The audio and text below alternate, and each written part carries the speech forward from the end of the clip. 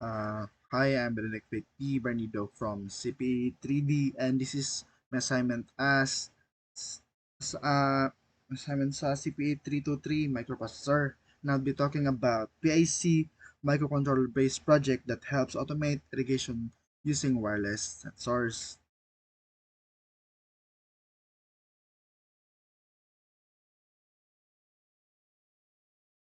So here is the project description is what is it all about? So this project is all about auto irrigation system nga gamit og PIC 16 F877A nga microcontroller. Gamit siya og wireless sensors nga mo detect kung ang yuta is ugana, then mo nang water pump para mag-moist siya balik sa yuta and ang plants is tagag water. So makatabang ni siya para makasave sa water and para mas mapadali ang mga kinabuhi sa farmers. Number three, slide 3 is ang microcontroller execution and role.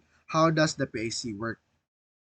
So, ang concept PAC diri is siya ang handle sa tanan. Siya ang mag-read sa moisture data, i-analyze niya, then siya ang ga-control sa tanan nga components. So, iyon ba niya ang water pump, ma-detect niya, basically siya ang head sa system. So, it even displays niya ang info kung uga pa ba ay moist pa ba ang yuta or uga pa ba ay ning uga na ba. So, siya ang mismong head sa system, ang PAC microcontroller. Tusok. Tas, ang system is made of several parts. Gagamit siya og PAC sensors, ay PAC katong 16F877A microcontroller, sensors, pump, display, o wireless transmitter. Together, they can make the system run smooth and automatic. So, nganong important o unsa impact sa kini system? Or why is the project important? This is important kay makatabang siya sa mga farmers para makasave og water, especially sa mga area nga mga kung bitaw pro anang uga ba? Uga.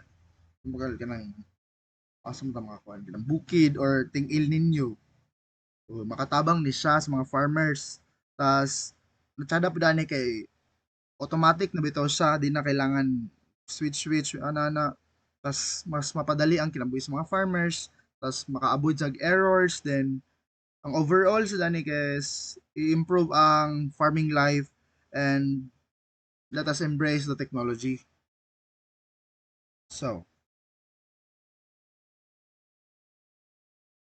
most of the mga impacts sa agriculture, water conservation, automation benefits, and remote access, and crop efficiency. So, para sa farmers, this project makes life easier. Di na sila pero magtanaw silang field and ang system nila ang bahala na. Plus, makasave og tubig, kuryente, and mas nindot siya. Kay, lagi, less hassle.